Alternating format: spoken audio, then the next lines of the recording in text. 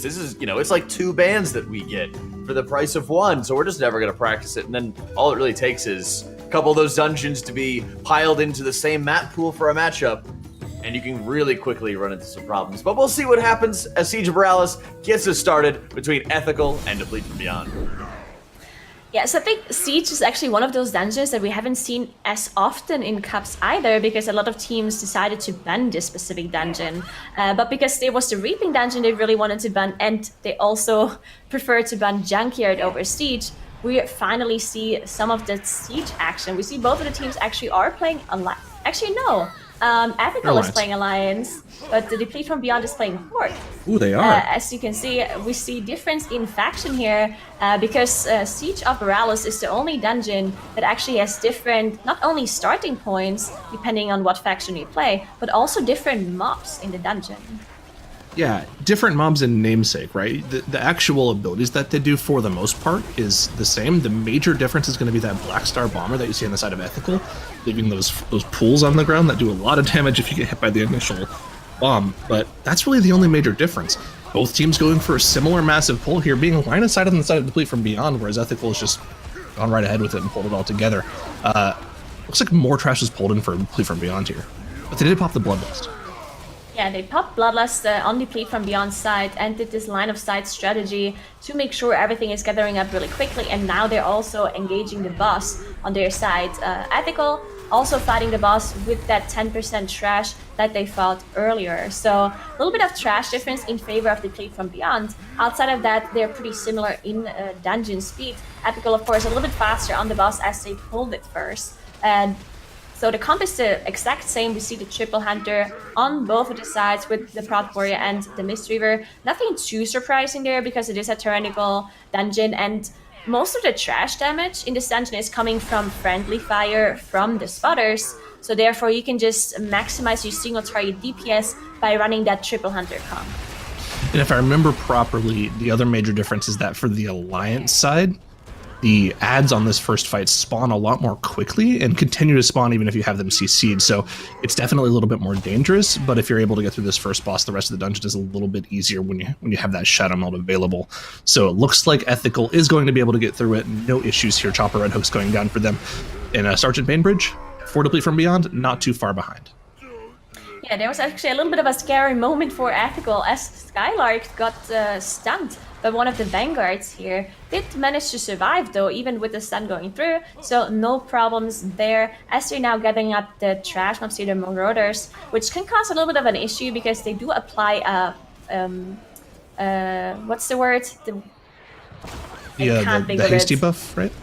No, the damage taken increase. Oh, that one, yeah. The curse, yeah. The curse, so, there you go.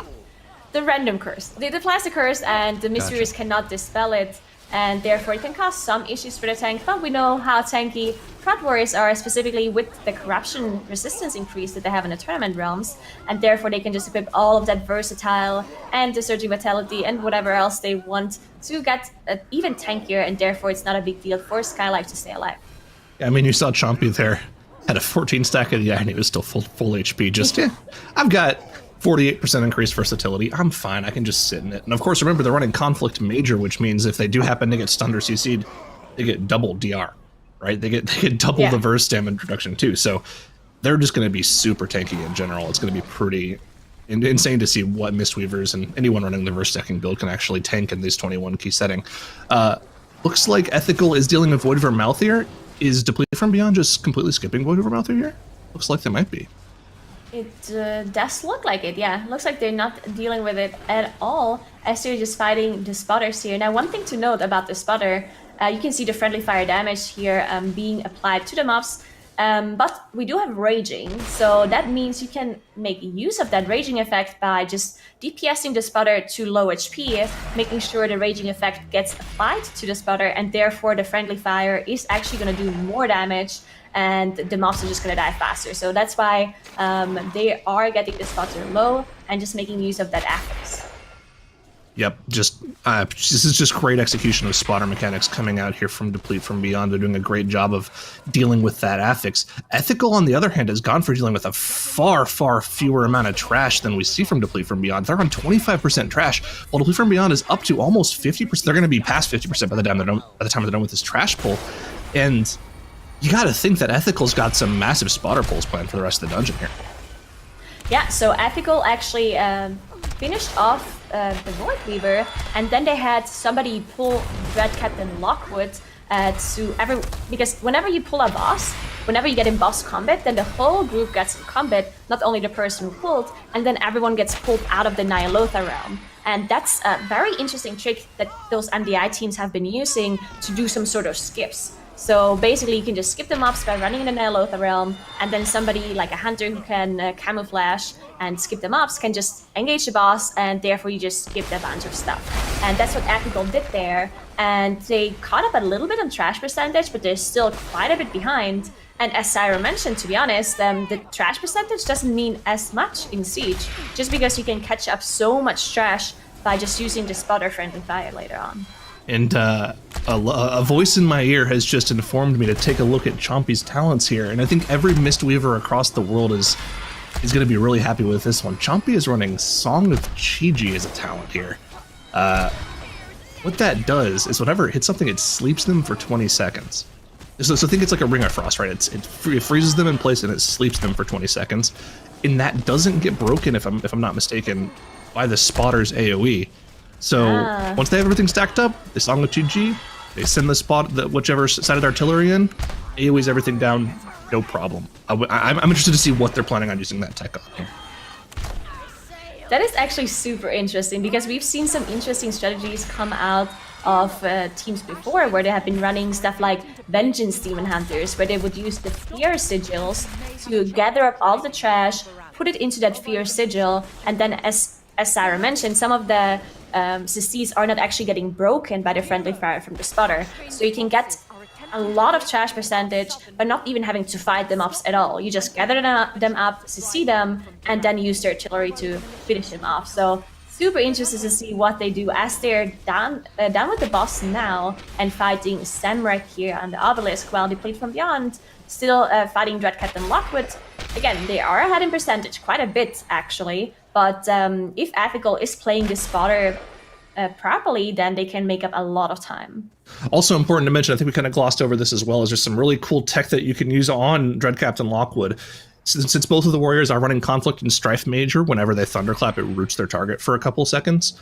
I think it's like 1 second. You can actually pretty much perma-root Dread Captain Lockwood when he hits 100% of the energy. So the second he would normally jump back up onto the ship, you can just Avatar and just spam Thunderclap, and he'll sit there until your Avatar is done. And both teams are able to pull it off and deal with the boss incredibly cleanly, so just good execution from them there. Ethical has just now completely skipped all of the trash. They're going to be heading forward to Haddle Dark Fathom, and are they just dealing with all the trash on top of the boss here? It looks like it, because whenever you do engage Hadal, then the whole room will automatically engage with you as well. And that's why you see the binding shots from the hunters going down, because we have Necrotic, and Skylarks is not playing Dwarf. That means there's no way he can get rid of that Necrotic stack. That's why he needs to kite these mobs, and that's why you see the CC come out of the triple hunters. And it looks like they also have some help with the Thunderclap route, and maybe also some other CC helping them out, but some of those mobs cannot be CC'd. You have the commanders here, for example, who can't be rooted or binding shotted, and therefore they gotta be very careful to kite this out, because if Skylight has a lot of debuffs from Necrotic, he's probably just going to go down if there's no way for him to reset. Yeah, it's going to be difficult. Well, the thing to remember is he is running Conflict Major, right? So when he pops Avatar, he can root mobs and kite incredibly effectively. The only thing that's going to keep hitting him are those commanders. So his like reset period is going to be when those commanders trample away. So he did get a reset there, I believe. Yeah, he's down to 3 stacks now.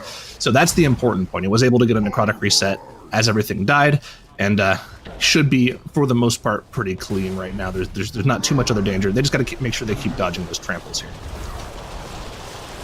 Chompy actually dropping really low as the wave came out in a bad spot, actually. It was a little bit unlucky, because that was the exact side that they were standing on, but did manage to dodge it at the very last second. Skylight also leaping to safety. Now, one thing that is good about this boss is that he cast a lot, and then Skylark actually has a lot of time to reset that Necrotic.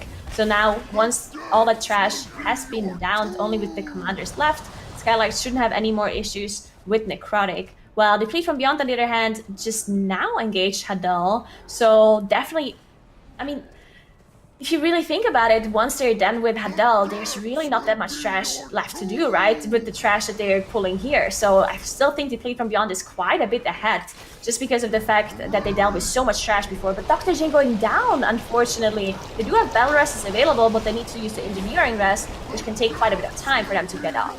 And there's no way they're going to be able to get it off with that tidal wave incoming either, right? I mean, no. You're gonna have a hard time finding a way to res him here, especially with everything raging here. Maybe you can pop the turtle and get a res off, but it's gonna be so dangerous with tramples going out. They do manage to get it off, but he's still taking damage here. It's just a very dangerous moment here, especially with that crashing waters coming out as well, bringing everyone incredibly low, but Igloo is able to just barely top everyone except himself off. It looks like they're going to be fine here, but got to keep an eye on those stacks from Rentari here. He is starting to get into the big double digits here. He needs a reset. Yeah, this is super dangerous. We see the cooldowns coming out of Igloo and Rentari here, making sure he stays alive.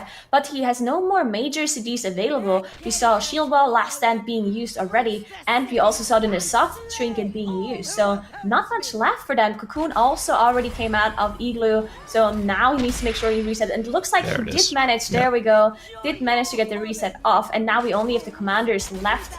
And of course we also have those mobs in the corner that are being CC'd by the hunters, but I don't think they actually need them. Ooh, look at this! Look at this from Ethical. Here it is. This is where the tech is going to be used for sure. This is it. This is every single mob in this section of the dungeon between the second and third boss. Skylark is going to be pulling them up on top of the dungeon here. I assume they're going to be using some sort of binding shot to make sure everything gets stacked, and then once everything is in that binding shot, we'll probably see the Song of Chi-Ji come out from Chompy. This is it though. I'm curious to see how perfectly they're able to pull this off. Alright, looks like they're line of sighting here to make sure all of them are gathering up. You see Chompy is the only one who's still there. We see the Misdirect as well coming out of on Skylark to make sure that all of the mobs are actually running towards him. Now these Demolishers though, they are not getting damaged by the friendly fire. Chompy actually dropping low, he got stunned! He got stunned by the banana. I think, I'm not really sure if he got the CC off. It looks like some of the mobs are being CC'd, but it doesn't look like all of them are. So it looks like this might just be a full... I think this might be a while. He did release. He releases right there, but the song is already on cooldown. Out now, yeah. I song is on cooldown. They're spread out. Might not be able for them to do it anymore. Now, because nobody actually knows about Song of Chi-Ji, it's a 30-second cooldown, so they have to somehow kite it out until they're able to sort of reset up their CDs. Looks like they might be able to find a stopping point here outside here and maybe set up that CC again here, but it's going to be incredibly difficult. We're going to have to see if they're able to pull it off. Looks like they actually do manage to get it on a lot of mobs in the back there. We don't have the greatest view of it, but they are able to get the side of the artillery, a couple shots of it on that pack, but it looks like the sleep in the binding shot are kind of wearing off there. Everything still is stacked though. It looks like they're able to deal with some of it. I mean, it's incredible that they're all still alive. There's so many mobs they're in combat with. It's incredible that they managed to salvage this until now. Chompy going down again, though. He does manage to release and he spawns right there, but it looks like they're slowly going down. Skylark's also dropping incredibly low. Does have Shield Wall available to save the pull for a little while longer, but I'm not really sure if they can pull this off. We're just, Skylark going down as well. This might just be it for Ethical, unfortunately. Just, this is such a complicated pull to pull off. If you have that many mobs, I think if they don't execute this perfectly, then it's just incredibly hard, if not impossible, to salvage it. Yep, the Shadow Mode coming out. The pool has completely reset here, and you have to imagine they're just going to go for it again, right? I feel like you have to. I think. You're committed to going for that strat. But we were so engaged in looking at what Ethical doing, we have completely... Deplete from Beyond has gone unnoticed. They've already dealt with the first gripping terror. They're already on the final boss. Their trash percentage is done, except for these awakened mobs, and they're dealing with, it looks like 3 awakened mobs on top of the final boss here. This is scary. That is actually incredibly difficult. Not only do you have the 3 awakened mobs, but this is a Tyrannical boss fight, which causes those debuffs that are being applied. 2 of those fluid debuffs that are being applied to the group are doing a lot of damage, and then on top of that, you also have the Void Viewer cast going off, as you see the curse on Igloo right now, which increases your casting speed, and this is just incredibly dangerous. But the good thing about this last boss is that you can determine when you trigger the second platform. So as long as they don't use the cannon to shoot the boss, the second platform is not being triggered. and therefore they can use this time, this downtime basically, to finish off the obelisk here. But you can see how difficult this still is because the boss is still casting some of his abilities, one of them being this fluid that does a lot of damage. You can see it on Dr. J right now. And it's one of the really interesting things about this particular strategy, and the reason you're able to pull it off, is just the way that these awakened mobs spawn on this final boss, right? The awakened obelisks are so far spread out, and the one that's incredibly important is Void of Vermouth here, because it's the far left spawn, that pillar that Igloo is standing right underneath right now. It takes a long time to get to the group, and if you're able to burn down that very first Gripping Terror, the first 3 or so casts are going to go on the tank, because the tank is your furthest leftmost person, so they can spell reflect it, they can interrupt themselves, and then they can just one of the casts, and usually by that time the Gripping Terror will already be dead, and you can start an interrupt rotation on it, and they can just start cleaving it down. So they're just kind of able to deal with that pull because of the way the dungeon is set up. Yeah, and it looks like they did a pretty good job as it as well, as they now are engaging the second platform. You see the Demolishing Terror spawning and also melting as it already went down.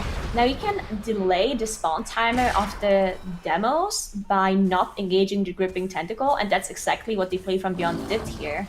So if you do not engage the Gripping, so if you don't walk too close and you don't attack it with anything at all, then the timer of the demo spawns is just not started at all. So therefore, they were just finishing off the demo, and then they all together walked to the Gripping, making sure they nuke it quickly and delay the timer of the second Demolishing Terror, saving a lot of damage that they have to do. Yeah, and of course the timer that you really need to beat is that third terror, because you don't want 2 Demolishing Terrors out at the same time while you're still dealing with the Gripping. So as long as this Gripping goes down in the next 5 seconds or so, that's not going to happen, and they can just easily whittle down this final Demolishing Terror. So good execution from them. It looks like the pull went better this time around for Ethical. They were able to pull off that Song of Chi-Ji tech, but because they just kind of had that one massive wipe that resulted in 7 deaths for them and a complete reset of the pull, they're going to need a wipe from Deplete from Beyond to be able to have any chance of coming back in this dungeon. And you got to love this from Deplete from Beyond. They've been on an upward trend since the start. They kind of started off slow in the first Eastern Cup, but they got better and better, eventually taking that 3rd seed in the Eastern region. And these guys have just been playing so much better throughout the cups, and looks like they're just bringing that A game here. Yeah, definitely super clean play by Deplete from Beyond. Only just one single death. I believe it was Dr. J went down on the second to last boss here. Didn't cost them too much time as they got the battle rest off pretty fast. But yeah, pretty clean outside of that, and pretty nice strategy as well. I think a lot of teams are trying to get as much percentage as possible with the spotters. But it really looks like that the strategy that Deplete from Beyond had, where they were only playing the Hadal room with the spotter, was pretty quick as well. And on top of that, just playing Horde instead of Alliance to get that gate to open up faster after Hadal, because if you're Alliance, then it takes up to a minute. But there we go, Deplete from Beyond finishing off the boss and winning the first game against Ethical. That's right, Deplete from Beyond taking the win and really capitalizing on Ethical's inability, unfortunately, to pull off a lot of that special tech that they had coming. But once I saw that Song of Chi-Ji, I was like, okay, they got to be doing something really special. And unfortunately, Tettles, it just really didn't go through. Yeah, absolutely. They called that their Vape Nation tech, and if they were able to pull it off, I actually think that they probably have the fastest Caesar Boralus. But like, it's so incredibly, it's very feast or famine in the sense of like, if they're able to pull it off, they get 50% of their trash count with a spotter in one singular pull. If they do not, then they full wipe and have to re-pull again, which is what happened here. Deplete from Beyond electing to go a little bit safer of a strategy. They also ran Horde on the side of Deplete from Beyond, so really the whole W, do as much damage as you possibly can route coming in from the side of Deplete from Beyond, and they pulled it off and looked great while doing it. Yeah, I think that's the interesting difference to look at as well here, Nagura, is where teams want to be able to find, a nice compromise between really interesting and maybe even niche or sometimes gimmicky strategies off of using certain abilities or using the spotter, for example, or just, all right, we're just going to go forward in the dungeon. We're not going to make any mistakes and we'll get the job done. Yeah, I mean, there's so many things you can try, right? Because, not only you can try different comps, but also different talents, different essences, different corruption builds, different strategies in the dungeons. And then you also have these different kind of affix combinations that you maybe never had before in the MDI, so you can come up with even different strats. And I think it takes a lot of practice time to try out this kind of stuff, just because if you practice this on a tournament realm, you can try it over and over and over, but you need to clear the dungeon up until that point, and everything just takes quite a while. And if you try out this pull like Ethical did, and one mob goes down, then you have to reset the whole dungeon and do it again, because now all of a sudden the pool is not the same anymore because one mob is dead, right? So it just takes an incredibly long time to do these risky pulls and just figure out how to do it 100% perfectly.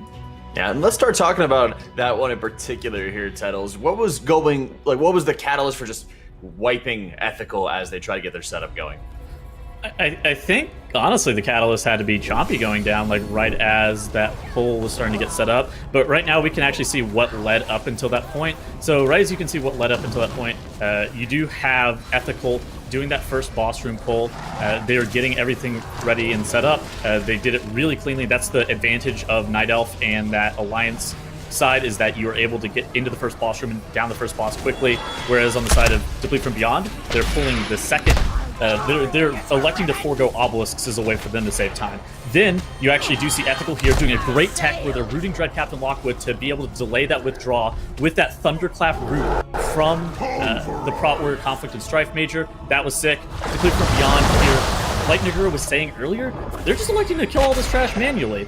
And then, like you were talking about, Jack, here is where just this strategy from Ethical really starts to take its course. You see Chompy off to the side there, casting a Song of Chi-Ji. Right as he starts to get the song off, it only ends up hitting about half the mobs before he ends up dying. The binding shot is there, and the spotter's still enraged and everything, but half the mobs don't get hit by that song because it despawns whenever Chompy ends up going down. And that's where everything started to take a turn for the worse. Of course, Ethical does start to kite all of these mobs back and tries to bring it back, but fundamentally, this is an unrecoverable pull once it does go wrong, unfortunately. They pull it off the second time, and I think that if they're able to pull it off with good consistency, that, again, like I said, I think they probably have the fastest Siege of Boralus in the tournament, assuming that other teams don't also have this strategy in their repertoire, but this was very risk-reward. And then Deplete from Beyond capitalizes off that mistake and ends up taking the match. I'm going to have to play around with Song of Chi-Ji as well, because I think that it's a pretty decently long projectile that you'll be able to launch out. I think it travels a good 10, 20 yards once you push it forward. So, it's interestingly enough, it is a 20-second disorient on a 30-second cooldown. Yeah. Yep. Mm-hmm. So it's incredibly potent for keeping mobs immobilized for longer periods of time. While it's not 100%, it is AoE, and like you said, it travels very long. Is it a targeted thing, or is it? It's kind of like a frontal. It's a like frontal. You'll just push a ball okay. forward, kind of like you would see out of Frost Orb, out of like Frost Mage or something Frozen like Orb, that. yeah. Frozen Orb, yeah. Similar. So it's smaller radius than that. It's probably around the size of like a ring of peace that goes forward. It's just like he ended up getting caught because of the banana rampage, and he was standing so close, so he ended up getting cleaved into a stun, into just dead. So, and like Tettle said, it just despawned once he ended up dying. So I'm curious if he's just able to find a little bit better of an angle, maybe hide behind the gate that Hadal Dark Fathom's room starts up in, or something like that. You can cast Song of Chi-Ji through line of sight, and it can disorient the mobs through line. Like the Mistweaver doesn't have to have line. That's actually an incredibly good point. Yeah, maybe he just got caught out on accident. I wonder how difficult it is there at that point, because that road is kind of slanted a little bit. It could be pretty easily Z-axis if he's not like in the right spot. So I don't know. There must have been some sort of practicing going into like finding the best position to sit in and set up that Song of Chi-Ji. So maybe where he was standing was the best place. Yeah, it was crazy. It's also like they use Binding Shot to help them gather, but Binding Shot is so it's a little bit unreliable because it only procs once they walk out of it, right? So sometimes maybe a mob is in a different position as in practice, and then all of a sudden the AoE hits you that wouldn't hit you otherwise, right? So many variables, yeah. Yeah, exactly. Yeah. And the more that we start talking about those variables, the more that can go wrong that they have to worry about. But let's start moving forward and looking ahead as we have Motherload to round out our second series coming in here. We've got Tyrannical, Teeming, and Volcanic coming in hot on this one, Zyro. And if this is live servers, I'd say this is a great Motherload week. This is a fantastic Motherload week. Just cleave the trash down, pull it on top of bosses too. I think we're going to see some DKs here. I'd be surprised if we didn't, because I would be shocked. This is like the perfect scenario for some sick Unholy Cleave, right? This is like the Unholy DK, like bat signal that's coming in. And we've seen a number of times as well, Tettles, where the teams have taken advantage of the the Peacekeepers as well to grab them from the beginning of the instance in many cases and bring everything into the boss. That is the interesting tech where you end up foregoing a lot of that front trash. You just pull Peacekeepers into Coin Pummeler, then you grab all of the VMZ. That's an incredibly potent strategy, especially whenever you're running a mage, because you can spell steal the overcharged buff off of the what was a repair mob? I don't remember what it's called in the VMZ area. But anyways, I don't suspect that we see too many mages. I do suspect that we do see some DKs though. If there's no DKs present in Motherload, which is a historically DK dungeon, then there's something wrong. You don't think there's going to be any DKs, Necro? I don't think we see DKs because of the Peacekeeper health. Like, it is a pretty big AoE dungeon, but if you pull a lot of Peacekeepers, the AoE on the small HP mobs doesn't matter as much as the damage on the Peacekeepers, right? And I think Hunters are still just better for that. Do you think we just don't see? Do you think that we just don't see DKs much this weekend at all? Then, because I don't think so. I think it's going to be mainly just Hunters. The only couple of dungeons I can see where DKs will be played might be stuff like Underat and Wakecrest, I think. So the Reaping dungeons. Yeah. Well, I don't think it depends on Reaping. Naturally, high trash density where everything is close enough together in HP, I think is Necro's point. Yeah. Yeah, Tettles. I would be shocked and or appalled if we didn't see at least one DK here, right? There's got to be one. Yeah, I think it could be, yeah. I'm voting for it. Let's see what they got. Okay. Necro's right, Tettles is wrong. Gosh, I can't believe Tettles been so wrong before. Game number 2, getting started. That felt good. So, victory lap indeed, as you see Ethical and Deplete from Beyond running that triple hunter comp. And it looks like both of the teams are actually abusing this Peacekeeper strategy where you engage a bunch of jockeys and then you feign death off the aggro, so only the Peacekeepers actually engage and the rest of the trash group does not. But it looks like Ethical, yeah, there we go. You see all those Peacekeepers just swarming into the first boss room on Ethical side, and Deplete from Beyond too. Yeah, and I mean, wow, wouldn't this be a great pull for a DK to just blow up by themselves? I mean, you gotta wonder, with Chompy going down and Shape also going down, how are they gonna get through this? There's no way. It's just gonna be a full team wipe for Ethical here. Wow. I don't think they managed to do the reset properly because no, they were got not everything. Only Peacekeepers. Yeah, they got the whole room. They didn't manage to do it properly.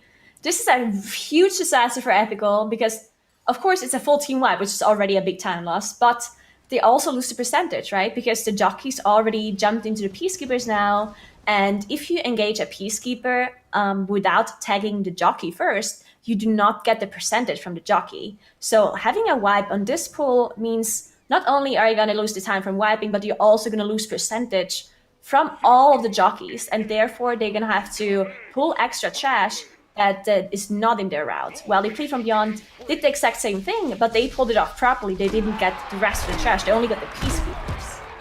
And this is so weird. I feel like this is a completely different Ethical to what we saw in those North American Australian Cups.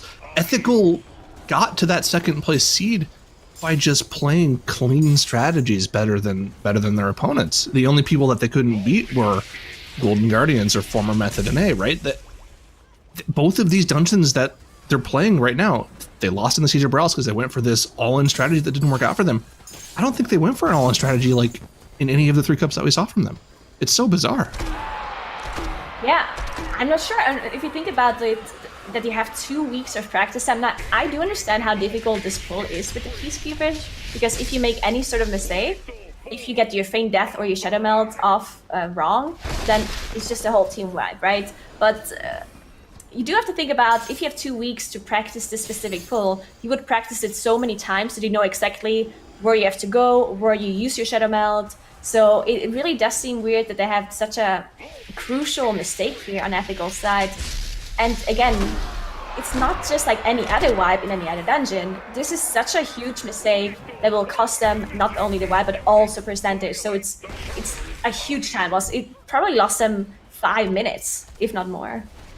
Yeah, well, the good news is because it's teaming everything that is worth less than it normally is, so they only lost about 25% trash count.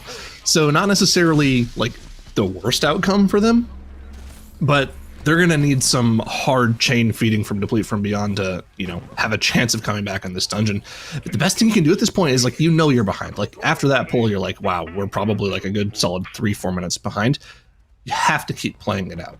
Motherload, the trash mechanics, while they're not the hardest of any of the dungeons, you can still easily mess up to a pull like the one we're about to see out of here from right, we just saw from Deplete from Beyond. The one Ethical's pulling off these rock lances can definitely do a lot of damage if you let too many of them through.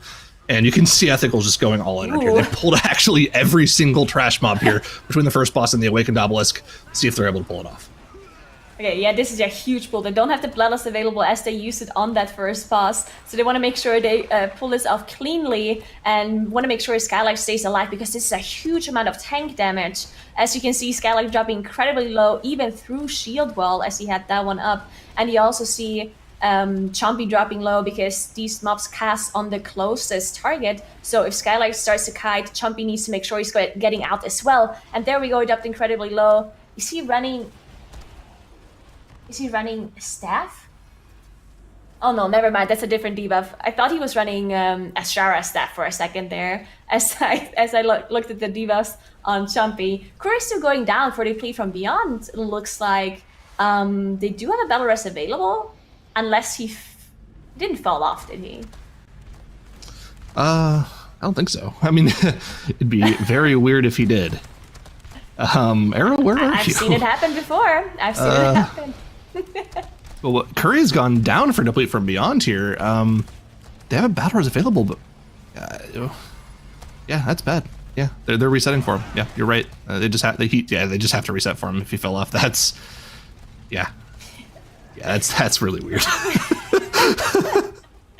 Well, we will see. Once they finish off this trash, they can probably get Kurisu back up. But yeah, this is a pretty big time loss for them as well. And one thing that I'm not really sure if it was ethical, but I remember that there was a team during Cup play that had this Peacekeeper strategy, and they also had like a plan B. So basically, they were doing the Peacekeeper strat, and if it didn't work out, then they were getting 100% trash after the first boss, and then they were kiting 4 obelisks. And it might have even been ethical that had this exact plan A and plan B strat, where they do the Peacekeepers on the first pull, and if that doesn't work out, they try the 4 obelisk kiting thing, which is incredibly dangerous, and it can easily go wrong, but it's just kind of a saving grace in case your Peacekeeper strat doesn't work out. And it really looks like Ethical is doing it, because after the first boss, they didn't go back and did any other trash with the Peacekeepers, right? They just moved on afterwards. So it looks like they are doing this Quadra Obelisk strat. Yeah, I mean, if they have the backup strats planned, that's crazy foresight, knowing that pull can go wrong and being able to plan for it.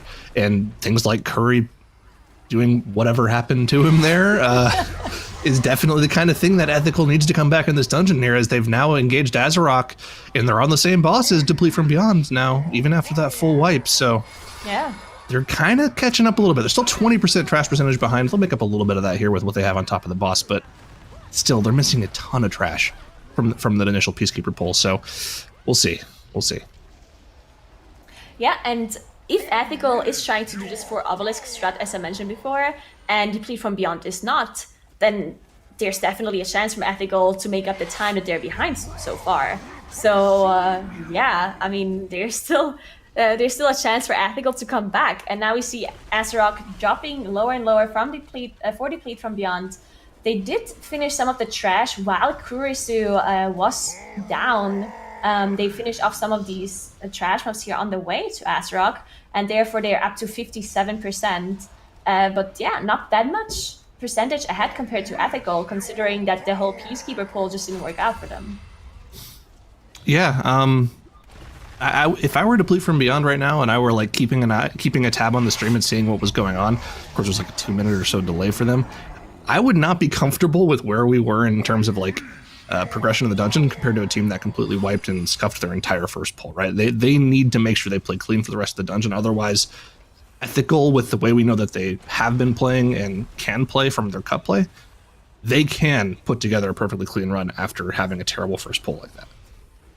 Yeah, definitely. And we see Deplete from Beyond did one of their skips here, so they walked through all the R&D wing and did use their Shadow Melts or Feign Deaths on the Hunters to get rid of the aggro. And now they're pulling some of these War Machines on top of Rixa. None of the affixes are preventing to do those pulls where you pull trash on top of boss, since we have Teeming, which of course does nothing to the trash mobs other than that there's more trash and to give less percentage. And Volcanic is really not a big deal for those players at all, especially because they're Hunters and they don't lose any damage from moving. Therefore, no big deal. But Click's actually going down and Kurisu going down. Oof. They only have one battle rest available, a second one coming up really soon. But they have to be careful. They kind of got cornered there because they had the pools right in front of them, so there wasn't much space. And then they just got hit by the frontal cast. So yeah, mistakes coming out of Deplete from beyond. You gotta think, like, all you have to do in order to win this match is just have a clean run. And now with Rentaro going down, they have to reset this boss. But they committed the battle res already. The battle res has been committed.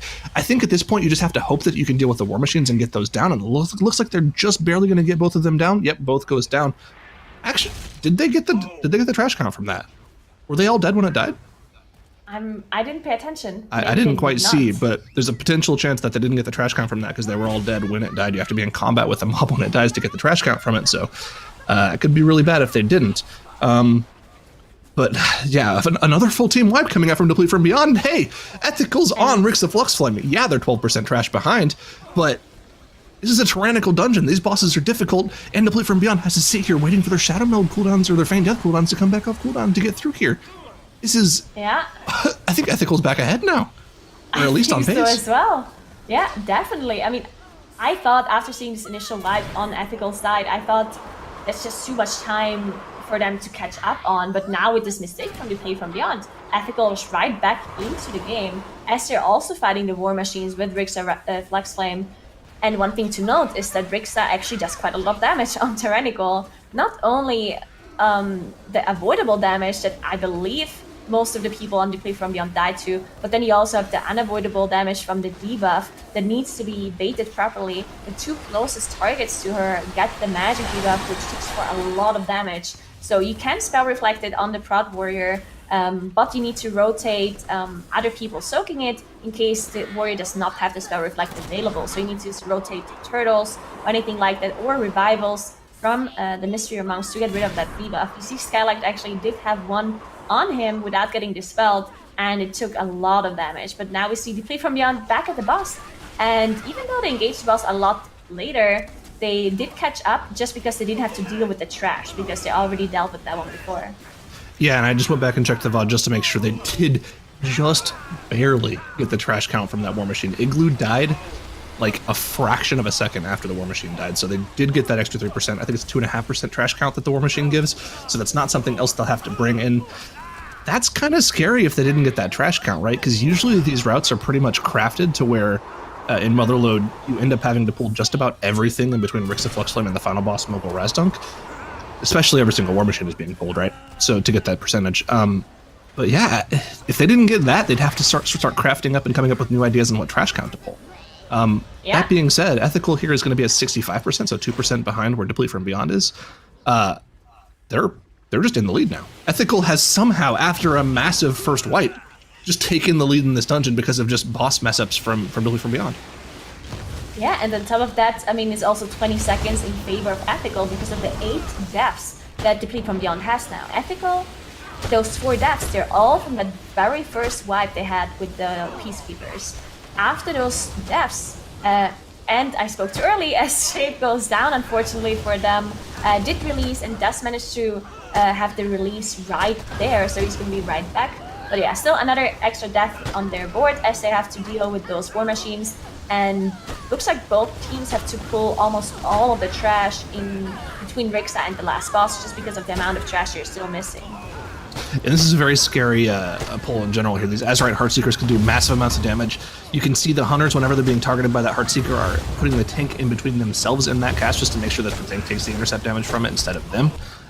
If the tank doesn't soak it, I think the Hunters probably just get one shot or take a huge chunk of their damage here. A huge chunk of their health bar is damaged, so scary to see that go off. But, I mean, this is this is crazy. With how scuffed this run has been for both teams, the fact that they're so close together is pretty crazy.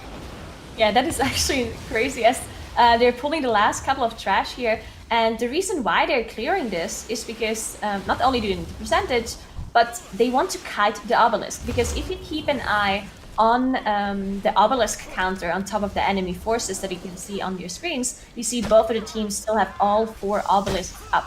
They didn't deal with any of those. That means they're very likely going to kite them.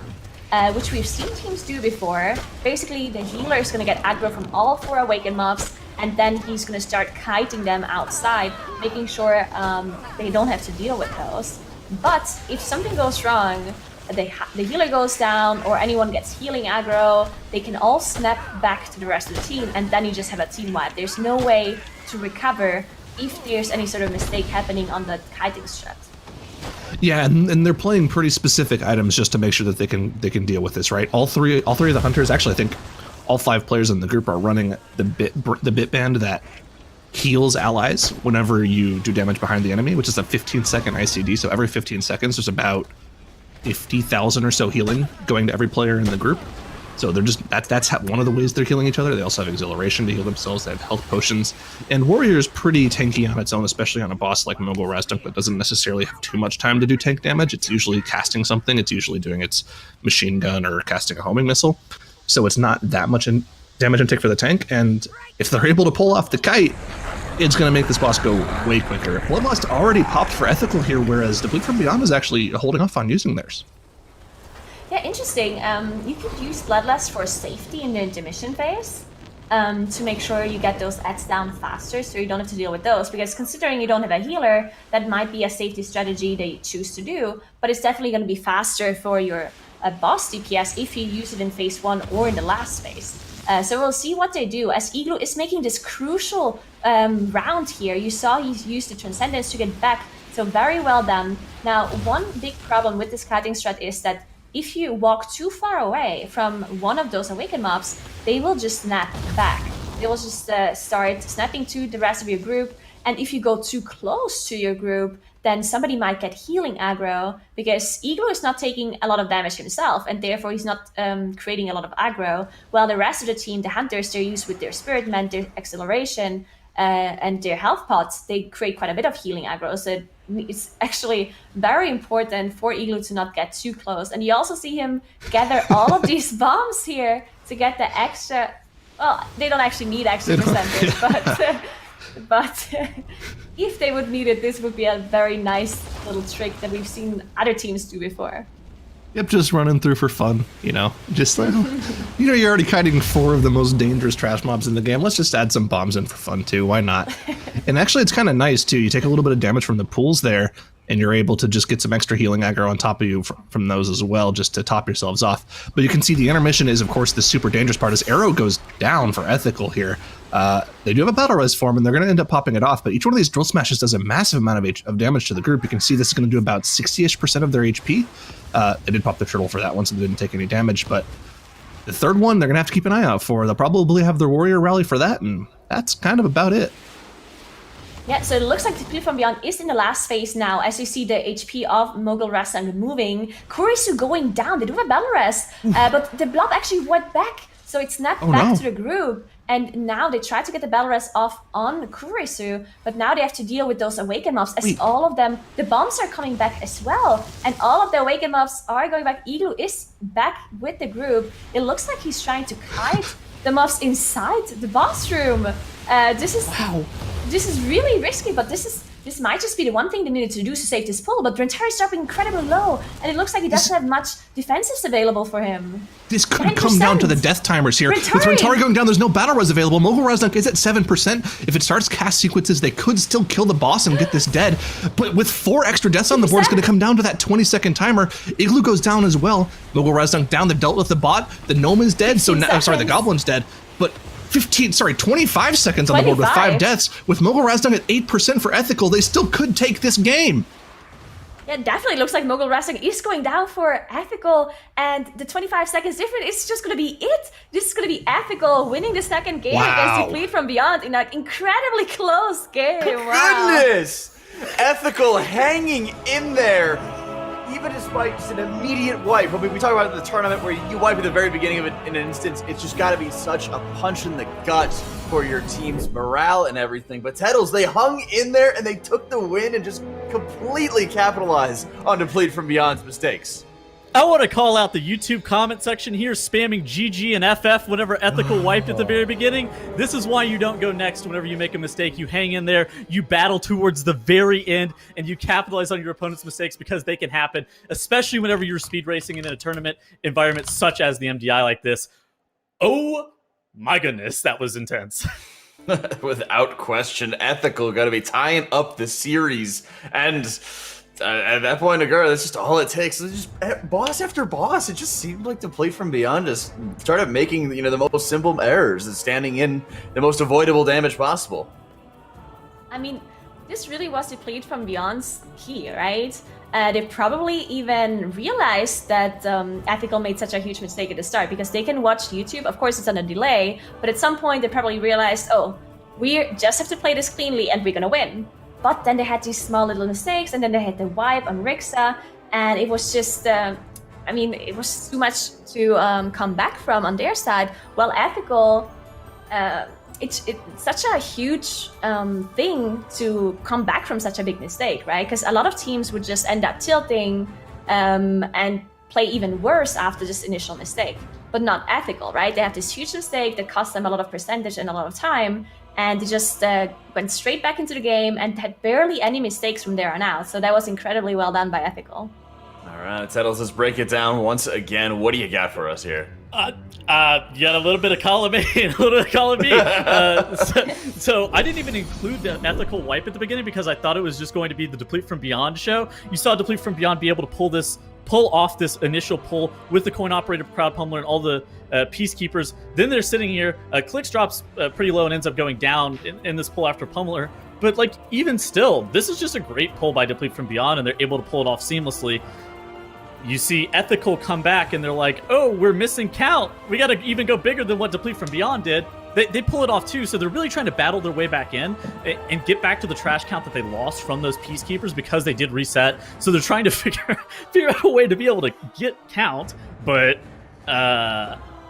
it ended up being okay. So now you have here Deplete from Beyond battling Rixa Flux Flame. Clicks and Karisu end up getting clipped by that artillery barrage from those mobs. It's really easy to do, especially whenever you have the room be just so covered by Rixa's Azurite puddles, and that really puts Ethical in a position to come back, and you're just like, oh, okay, who's going to win this? This is actually down to the wire. It looked like Deplete from Beyond, with just a little bit quicker way of dealing with the VMZ, were going to come back, but then they wipe, and you're like, oh, and then Ethical was able to just clutch it at the very end. You have to have a strong mental game, and you have to be able to just be able to battle all the way through to the very end. And sometimes it comes in your favor, sometimes you end up losing. But dude, this is what the MDI is all about. Well, it came down to those last two deaths as well, right? They lost by 8 seconds. Yeah. That last death from Rentari and Igloo lost them that game. If those two deaths don't happen, they still somehow are able to win that match. Yep. And I think part of it might also be the extra damage taken during the final boss, because if they're having to generate even more healing aggro, it goes from those rebooting bit bands like you mentioned, Zyro. If they stop over healing, they start actually putting out a lot of throughput. We did see the Blood of the Corruptor snap back to the rest of the party when a true threat.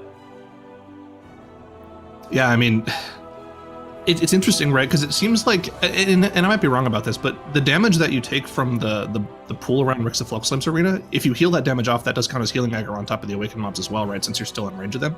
So I feel like as a healer, you should have plenty of healing aggro there. So I don't know. Deplete from Beyond must have done something kind of wonky with how they did too much overhealing there, because Ethical didn't have an issue with it at all.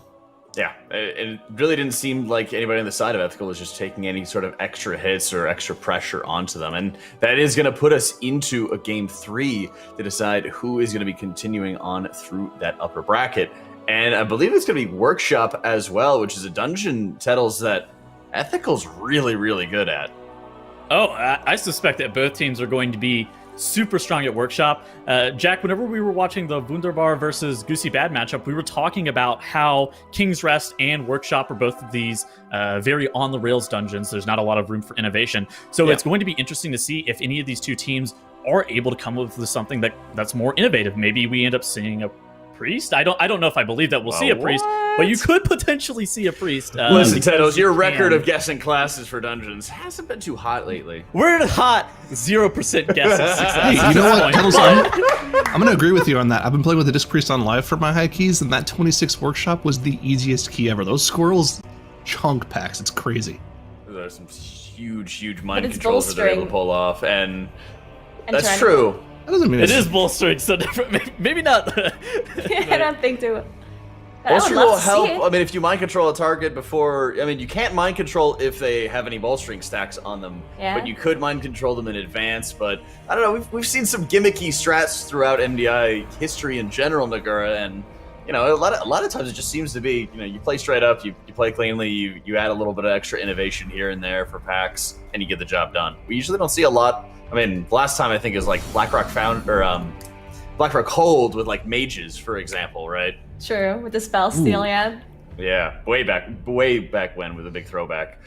Ooh, Zyra, we got some good stats here. that's High a- voltage. That's a high wipe count on this boss. That's Yeah. 1 out of every 5 times a team pulls this boss, they wipe to it. That's a high counter there. Yeah. That's right. And, it's tight, jam-packed space. A lot of the magnets flying all over the place, and tons of HP and tons of damage from that targeting system, Tettles. Yeah, it's not eludable, unfortunately. What's that? The average lives claimed of 1.2 is actually pretty high. I wonder if this Workshop, because a lot of teams end up playing triple obelisk with King Mechagon, and that is fairly dangerous. I wonder if that's going to change on a 21. Yeah, and that is just going to be putting even more pressure as well onto hunters here, Zyro, because they're really not known for being the strongest against this very heavy targeted damage here. Yeah, especially King Mechagon, right? You can turtle 1 Gigazap. That's about it. I've never seen a hunter be able to consistently feign death hit. It's incredibly difficult timing to even pull off. I think every time I've seen it happen, it's been on accident. So if the MDI players have found a way to do it consistently, maybe they can avoid a lot of that damage, but if you can't, there's just a lot of single target damage going on in multiple players in the group, and healers are going to have a tough time. That's right. Well, the game's ready to go as Ethical and Deplete from Beyond are tied 1-1 as Workshop gets going. I was really hoping for one mate, but the Chomp going down for Ethical and Airy going down immediately after. The trash went down as well, but still 10 seconds counter, which, yeah, not good for Ethical here already at the start, having some issues as Deplete from Beyond did not only clean the trash a little bit quicker, but of course also doesn't have those 10 seconds of death timers as well. Yeah, not the greatest. Of course, you don't lose any actual boss time because it is on a set timer here, like 20 seconds after you deal with the boss's spawn. It's just going to be the 10 seconds, like you mentioned. And really, this first boss comes all down to execution. How consistently can you hit those hammers on top of No Mercy and the Pummeler with all 5 people underneath that hammer? Of course, it does more damage the more people that are underneath it, and we're going to see them running around the room to use all of the hammers at the same time. This is about 30% of the mob's HP if everyone's underneath it at the same time. We should see No Mercy going down or incredibly low to the next hammer slam for both of these teams. Oh, but you see how much damage that AoE does here, the Vengeance, as Ethical dropped incredibly low. All 3 hunters had to use their acceleration to heal themselves back up. But yeah, just a huge amount of AoE damage. Chunky going down to the whirlwind here by the boss. Unfortunately, I think they will not use the Battle Res unless they think they're gonna get another Vengeance. Because if No Mercy actually goes down here, there's no more AoE damage coming in, and they should be fine without the healer. But looks like the Vengeance are coming out. They have 2 turtles available on Era and Shape, but they'll need it as they finish up the boss. And as I mentioned, not using that Battle Res on Chumpy, and they're still faster than Deplete from Beyond, as they just played the hammers better. Yeah, I mean, even with a player down, right? If you deal with the hammers better, you're going to kill that boss more quickly. And of course, Chompy releases at the bottom of this shoot anyway, so it's not that big of a deal. Just an extra 5 seconds on the board. Even though they get the boss down 6 seconds ahead of Deplete from Beyond, they're still behind in overall dungeon progression purely because of those deaths. And they do still have the battle res, so that's pretty important. But I just noticed that Ethical also committed the Bloodlust while Deplete from Beyond saved it. Which means Deplete from Beyond is going to make up some time later on, depending on when they will use their Bloodlust. I assume on Kujo or on this trash pool. Ethical gathering up all of these waste processing units and the living waste as well. You see everyone is line of sighting that explosion. Skylight seems to be just tanking it, apparently, which doesn't seem to bother him at all. And now they are feign deathing off the aggro because it is, of course, bolstering. That means there's no way you want to deal with these other mobs that are insanely bolstered from the living waste. Looks like he just popped the Psychic Shell Trinket and tanked all the explosions because why not? You're a warrior. You're running full burst. You're going to be fine. Yeah. No big issue here, of course. And of course, using that Venting Flame stack, even though the dog can see you, he's right there. Somehow the bot still blocks the Venting Flames, and you're able to do full damage with that triple hunter comp. So, clean execution here. And they're going to be feign deathing this leap and making sure they don't get any extra damage on the group. And yeah, just good execution from both teams so far, as long as they can dodge these leaps. Yeah, and even with the Bloodlust from Deplete from Beyond, Ethical looks like they're completely even in damage, so the Bloodlust difference didn't really mean as much. Could you just drop a little bit lower now on Deplete from Beyond side, but really just barely a noticeable difference here with that Bloodlust. And all the hunters doing very similar DPS as well. And you can also see the boss being positioned properly, so the hunters can continue to DPS even while hiding during that AoE. And Ethical is now also pulling some extra trash on top of Kujo. Looks like Kujo and the Ed is probably going to be approximately the same HP, so they can cleave both down evenly without bolstering anything. Yep, that's just kind of the name of the game for hunters, right? They're really good at dealing with bolstering. And Workshop is pretty simple in terms of trash mechanics, right? There's not really any major packs that you have to deal with where bolstering is going to be too big of an issue. The only thing I could think of would be probably the one pack right in front of the third boss, right? With the two major robots and of course the two Tinkerers as well. That can be kind of dangerous if you're not cleaving down the robots right away, but that's kind of the only thing I'd think of. And of course, from Ethical, we're seeing the efficiency pulling in that trash on top of the boss as the boss gets pretty. Yeah, and also the positioning will be pretty crucial here because you need to position Kujo properly on the corner, but you still have aggro from the rest of the mobs here, as you see on Ethical side. So tanks definitely do have a difficult job making sure that everyone can still DPS the boss and also the ads, making sure everything is positioned 100% perfectly, as Kujo does go down for Deplete from Beyond, but they still have to finish off this trash, while Ethical now finish off the boss as well. So incredibly close between those two teams, but Deplete from Beyond just slightly ahead, not only in dungeon speed, but also because of those 15 seconds as well from the death timers earlier. Yeah, I mean, this is shaping up to be pretty close. Deplete from Beyond, like you mentioned, they're in the driver's seat right now. But they were in the driver's seat in Motherload too. So, yeah. Man, you have to think about it, right? Because Deplete from Beyond was a team that's kind of been on an upward trend for just about the entire season, like we mentioned earlier. Didn't do great in the first cup, stepped it up in the second and third cups. Played great in the first map of this series, but just had some catastrophic failures on that Motherload. That's kind of the biggest, I would say, fail that they've had to deal with the entire year. And if they're able to come back from that, it means that they're just pretty strong mental players. So interested to see if they're able to keep it together in this workshop. Like we mentioned, they started the Motherload off strong, but had issues a little bit later on bosses. We'll see if they're able to clean up those potential issues here. Yeah, and we see it looks like Deplete from Beyond did finish off the first trash wave here from this gauntlet, are now dealing with the second wave. Now there's one thing you can do with the second wave, and you can actually line of sight all of these mobs. So all of the debuffs are going onto the tank only, and then you can spell reflect all of them at once, which seems like none of these teams are doing, but I assume it's just not worth it on Tyrannical, because the time that you lose from not being able to DPS while you line of sighting is probably just not worth it. But yeah, definitely interesting to see if some of those groups decide to do this later on, as they're now going on to the third wave, which is just this one single mini boss here. And with the hunters, you can see them all being really far away on the Deplete from Beyond side, making sure to just outrange that AoE ability here, because it can actually, there can be a visual thing that it doesn't actually show you the exact free spot. And that's why it's just safer to have the hunters stay outside in case that does happen, so the hunters can just finish off the mob, and if tanks get stunned, it's not a huge deal. Yep, for sure. Just both teams going to be able to deal with that cleanly, and I think Ethical actually made up some ground there. It seemed like they were an entire like trash mob in that gauntlet behind Deplete from Beyond, but they were able to catch up on that final mob, just playing a little bit more clean, and both now dealing with it's like Void Over Mouth here at the same time. So, I mean, Ethical's kind of making up some ground here. They still have the Death Timers, like we've mentioned several times, to catch up on, but they're definitely just keeping with the strategy that we know from them. Ethical is just a super consistent team. They're able to deal with things cleanly for the most part, and even when they make mistakes, they're good at minimizing them.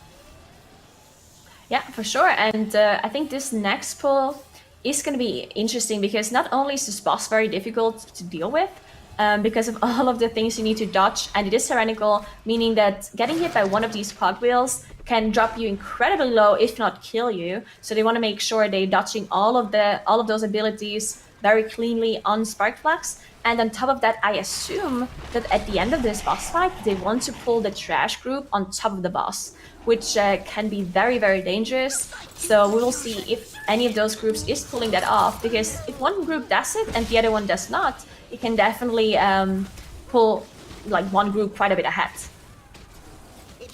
Yeah, if one of the teams was going to do it, I think it would have to be Ethical, right? Because they know they're probably behind because of the death count. But that's a scary pull to try to pull off. There's a lot going on there, especially with squirrels going out. With all the ground denial that comes out from this boss, I don't think that's something that's like 100% consistent that you can do and never have wipes happen. That being said, if the boss does end up going down first, your release point is here, so maybe you pull them and just get like some incidental cleave on them through Beast Cleave. But make sure you kill the boss first, and then that way, if there are some issues, you can just release. But that's a scary prospect for me. I wouldn't want to do it if I was one of those teams.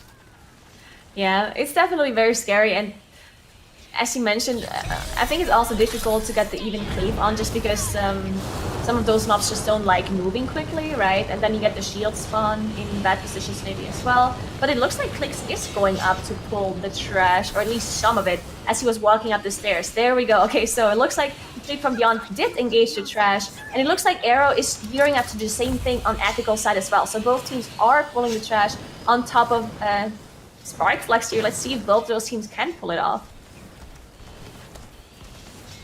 Well, they're going for it. Like you said, this is a lot of potential for things to go wrong here. They do have those shields to take reduced damage from, but you can't really sit there underneath the trash because there's just too much going on here, right? You need to make sure you're spread out and dodging gears. So, and of course, you know, the potential to come out of just the shield going away and gears coming right over you right as the shield goes away is a big problem here. Shape did get clipped by a couple of those cogwheels and took pretty much his full health bar and damage, but was able to get topped up by Chompy there. And it, you know, like we mentioned, they're just going for exactly what we said for. They're dealing with Spark Flux first, and then they're going to deal with the trash afterwards. So if something does go wrong, they can just release. But Deplete from Beyond, they just destroyed that pack. They did it so much faster than Ethical. Yeah, that was actually really clean from Deplete from Beyond side here. As they finished off everything pretty evenly. Once Spark Flux was dead, the rest of the trash was pretty low. So yeah, very well bolstering management here on Deplete from Beyond side. Ethical now finishing off the boss as well as they're moving on to deal with those spider tanks, which they're a pretty big time sink in this dungeon, but you have to deal with those because you can't access the last platform without dealing with one of the spider tanks. So that's why there's no way of making this faster. Deplete from Beyond already done with this, and you can see both the teams are having the exact same percentage. Once Ethical gets this spider tank down, they're both on 77%. That means they will have to deal with a little bit of trash on this bridge on the last boss as well before they engage the last one. Oh yeah. Oh, they're even going for a pretty large pull here. This is, again, a lot of trash here, more than what we normally see if you're used to watching live keys. Of course, the major problem there, the short outs are going to be, you know, dodged by the shield generation damage reduction as well. And you can see they're kind of standing in that Venn diagram with the two shield generators just to take even less damage. So, yeah, definitely something that's easily deal-withable. You can just stun the squirrels as they come out as well, so you don't have to worry about moving out for them. And, yeah, just clean execution here from Deplete from Beyond. Yeah, one thing you do want to worry about is sometimes there's a little bit of a downtime between shield generators. So you want to make sure you don't have a bad timing, right? When the short out happens, you definitely want the shields up. So that's something you gotta worry about a little bit. And then of course you also want to worry about bolstering, because those defense bots have a lot more HP than the other mobs. But it looks like both of the teams are dealing with it pretty cleanly. As you can see, perfect bolstering management by Ethical. And now Deplete from Beyond, they're already on the last boss. They are engaging. We have 3 obelisks that they have to deal with here, on top of a Tyrannical boss. So this can be very dangerous. Just keep an eye on how they move as a group here, making sure the bots are being baited in the same position, and also the pools are being baited in the same position as well. Yeah, and as well, just keep making sure that Gigazap target is being moved off to the side as well, so nobody else gets hit by it. Remember, the Gigazap does more damage in the first phase than it does in the second phase, so you have to really keep an eye on that target. Clix is getting targeted here by that. He's going to take a lot of damage here from that. Actually, just Turtle's like probably the safe play with all these mobs up. And yeah, they're going to be cleaving down everything. Definitely focusing Samrak a little bit more than the others. That makes sense, because they want to get rid of those fear debuffs as soon as possible. And once Samrak goes down, they can kind of take a, breath of fresh air. They can start just sort of cleaving down Blood of the Corruptor and the Tank Buster. Yeah, we see some of the hunters actually playing Dwarf. That means they can use the Dwarf racial to get rid of the debuff in case they don't have Turtle or Revival anymore. And it looks like some of the racials are being used. Kurisu going down, unfortunately, for Deplete from Beyond. They do have 2 battle rests available, but it's really hard to get a rest up here with the engineering, just because of how the room works, right? You have the pools everywhere from the blood, and you also have those bots. So it's really hard to get them back up. Maybe they actually want to finish off the Awaken mobs here before they get Kurisu back up. This is a pretty big time loss for them. Yeah, that's pretty much going to make up for that 15-second timer, pretty much. They're going to be almost neck and neck at this point in terms of dungeon timer. You can see Ethical's now 25% lower on the boss HP here. And like you mentioned, with the Awakened mobs down, they'll be able to get Curry up. But they have to get it up before the Recalibrate comes out. He's able to get the res and move just barely. That's a really tight timer. If you've ever tried to use an engineering res on this fight in the Recalibrate timers, it's incredibly difficult to pull off. And usually the person has to wait for the next set of Recalibrates to take the res. So the fact that he was able to get up there quickly is a huge time save for them in general, but Ethical is now back in the driver's seat after making the early mistakes. This is like a repeat of the Motherload all over.